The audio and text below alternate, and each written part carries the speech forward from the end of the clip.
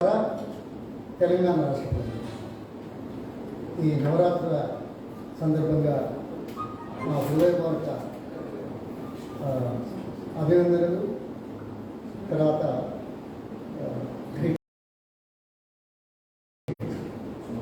తెలియజేస్తాం.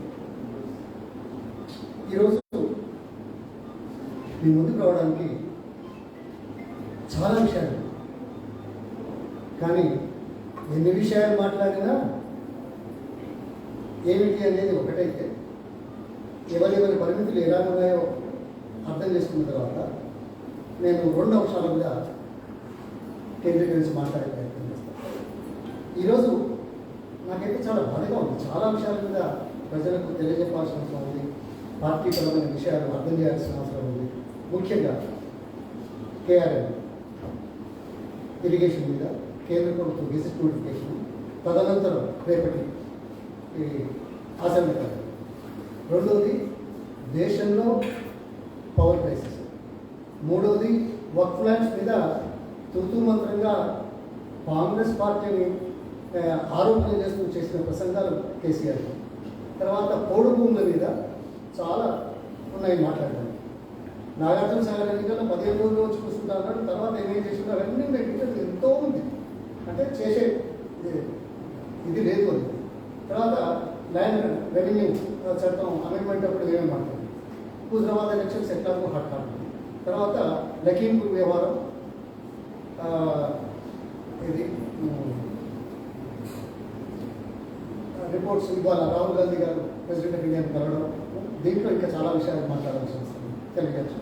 తర్వాత వ్యవసాయం, మోడీ రాక్షస చట్టాలు, తర్వాత ఈ చట్టాలకు దేశ చరిత్రలో మొదటిసారిగా సుప్రీంకోర్టు సుమోటోగా అడగడం, ఇవన్నీ మాకు చాలా బాధతో ఎన్నో విషయాల మీద దేశం రాష్ట్రం ఎలా ఉంది అనేది కనపడతాం. అది తెలియజేయాల్సిన బాధ్యతగా మేము అనుకుంటున్నాం. కానీ ఇవన్నీ రావు. కానీ ప్రస్తుతానికి 2 రోజులు. ఒకటి మన కృష్ణ గోదావరి నీళ్లు, రాష్ట్ర ప్రభుత్వ వ్యవహారం, ఆంధ్రప్రదేశ్ ప్రభుత్వ వ్యవహారం, ముఖ్యమంత్రి కేసీఆర్ గారి వ్యవహారం. తర్వాత ఇది ఏంటంటే ప్రస్తుతం జరుగుతున్నది రేపు అక్టోబర్ 14 ఇది మొదటి అంశంగా తీసుకోవాల్సిన అత్యంత అవసరమైన విషయంగా నేను ఇక్కడ అసలు కేంద్ర ప్రభుత్వం రాష్ట్ర పరిధిలో ఉన్న నీటిపారుదల వ్యవహారాల మీద తలదూర్చడం ఎందుకు అనేది మొదటి ప్రశ్న. ఇలా దూర్చడానికి కారణం ఏంటి అనేది 2వ ప్రశ్న. దూర్చితే వచ్చే ప్రయోజనాలు ఏమిటి అనేది 3వ ప్రశ్న. వీటికి కేసీఆర్ గారు సమాధానం చెప్పే ధైర్యం ఉందని నేను ప్రశ్నిస్తాను. ఒక రాష్ట్ర పరిధిలో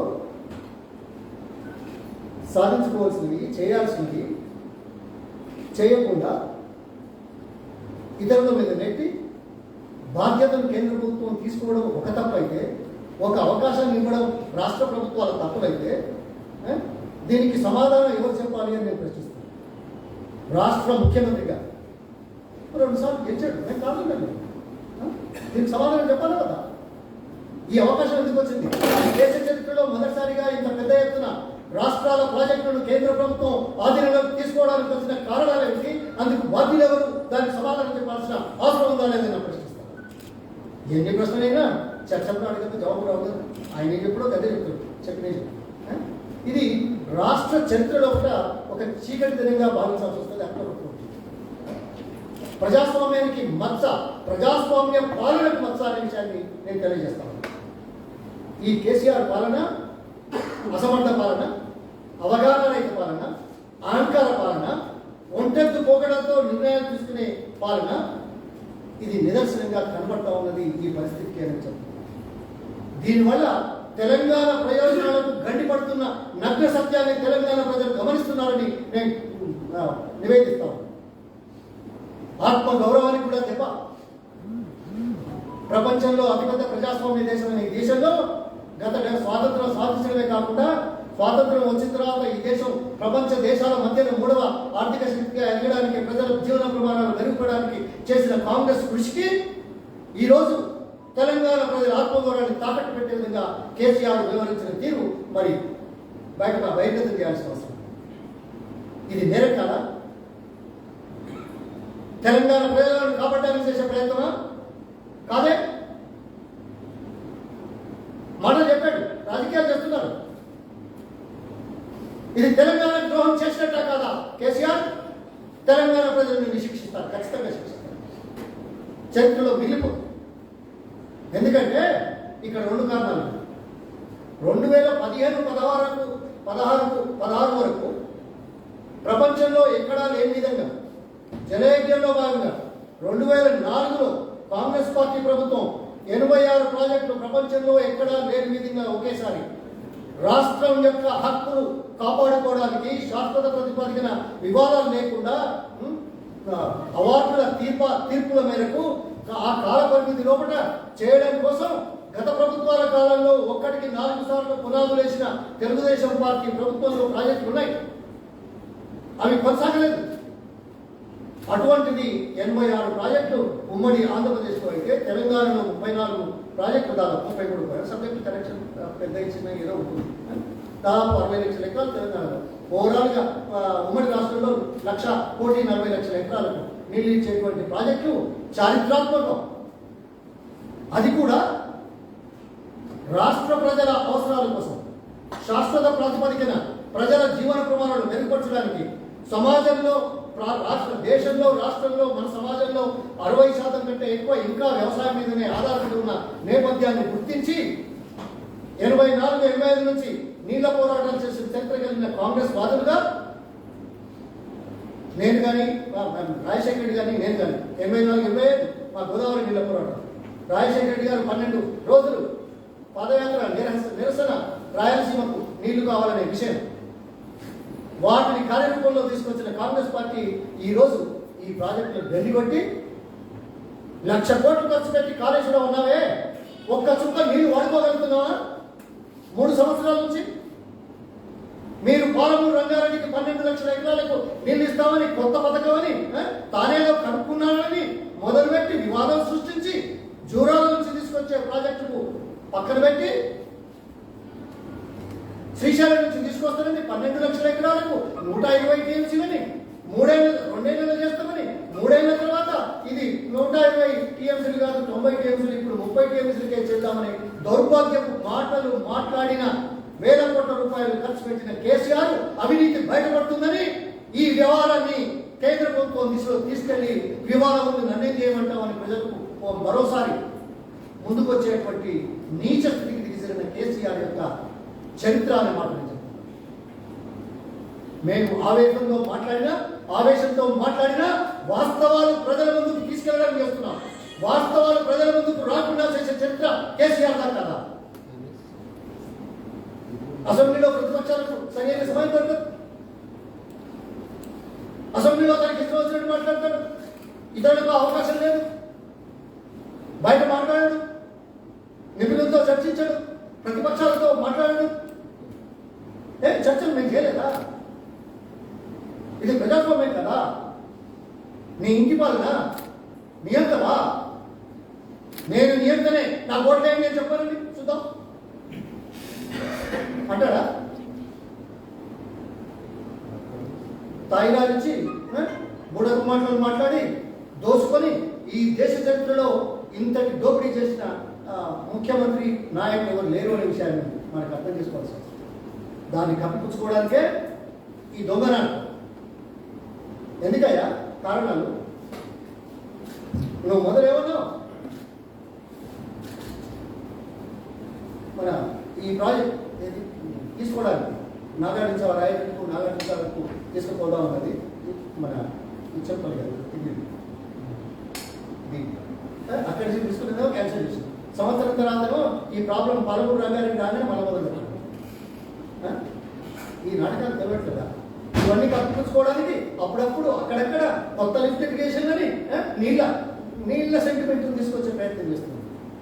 దీనికి బాధ్యత కేసీఆర్ ఇదే. దీనికి సమాధానం చెప్పాల్సిన అవసరం ఉంది.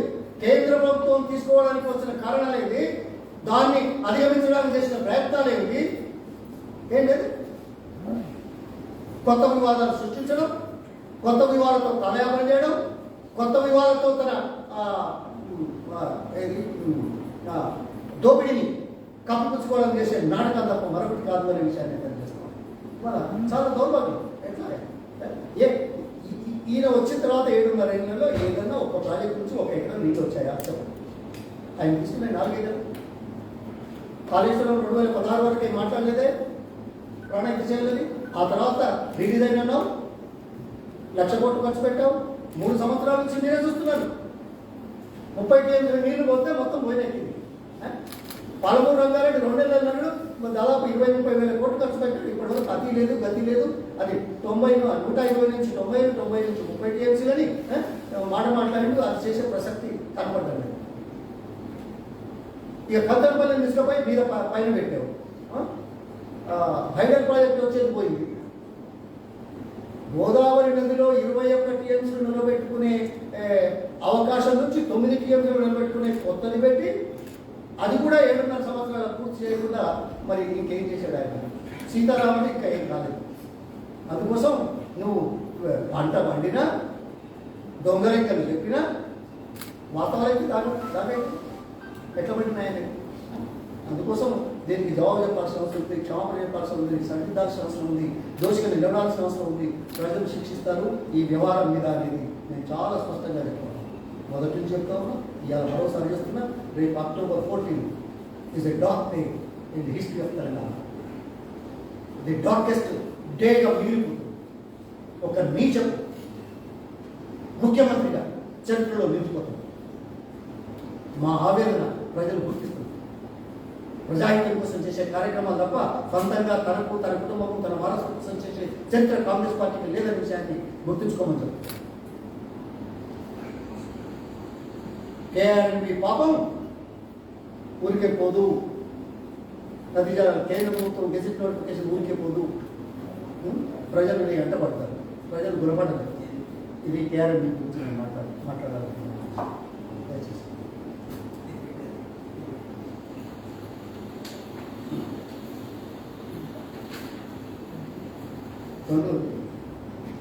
దేశంలో, సరే మన రాష్ట్రంలో ఇంకా రాలేదు, దేశమంతటా జరుగుతున్న పవర్ క్రైసిస్ అనేది ఈరోజు మీడియాలో కానీ చర్చల్లో కానీ గత 4 రోజుల నుంచి 5 రోజుల నుంచి చాలా స్పష్టంగా లేదు.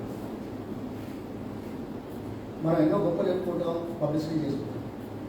కానీ యూపీలో 15 పవర్ ప్లాంట్ క్లోజ్ అయిన విషయం స్పష్టంగా కనపడుతుంది. మహారాష్ట్రలో 13 పవర్ ప్లాంట్లు నిలిచిపోయాయి, డబ్బులేక.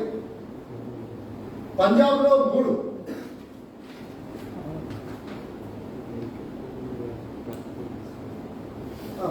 యూపీలో 14, మహారాష్ట్రలో 13, పంజాబ్లో 3. తర్వాత పవర్ కట్ అన్ని రాష్ట్రాల్లో పెట్టారు కదా. తమిళనాడులో అంచెలంచెలుగా అమలు చేస్తున్నారు 3 రోజుల నుంచి. బెంగళూరులో, కర్ణాటకలో కూడా కొన్ని ప్రాంతాలలో ఇప్పటికే మొదలైంది. బెంగళూరు లాంటి నగరంలో ఉదయం 9 గంటల నుంచి సాయంకాలం 4 గంటల దాకా. ఇది కాకుండా రాజస్థాన్లో 1 గంట, తర్వాత జార్ఖండ్, ఏపీ, బీహార్ వీటిలో కూడా పవర్ కట్స్ మొదలైనవి. ఏమని అన్ని దొంగమాటలు చెప్తారు మీకు ఇప్పుడే అది పెడతాను. ఇది మీకు మీడియాలో నేను ఒక ఎలక్ట్రిసిటీ ఎక్స్పోర్ట్ ఫోన్లో మాట్లాడితే నాకు కారణాలు, దానికి నా జవాబు కూడా నేను జవాబు కూడా చెప్తాను. అయితే ఇక్కడ ఏంటి ఈ పరిస్థితి ఎందుకు వచ్చింది? ఒక కారణం ఏం చెప్తారు, ఇంపోర్టెడ్ కోల్ ప్రైస్ పెరిగింది అని కారణాలు చెప్తారు. సిగ్గుండా, ఇంపోర్టెడ్ కోల్ ప్రైస్ ఒక రోజులో పెరుగుతుందా? ఫ్యూచర్ ట్రేడింగ్ లేదా? అది కారణమా? 3 విషయాలు దేశం కానీ రాష్ట్రం కానీ ప్రజల పక్షాన నిలబడడానికి 3 విషయాలలో ఏమాత్రం కాంప్రమైజ్ కాకూడదు. ఏంటది? 1 రక్షణ విషయం, భద్రత విషయం దేశం. 2వది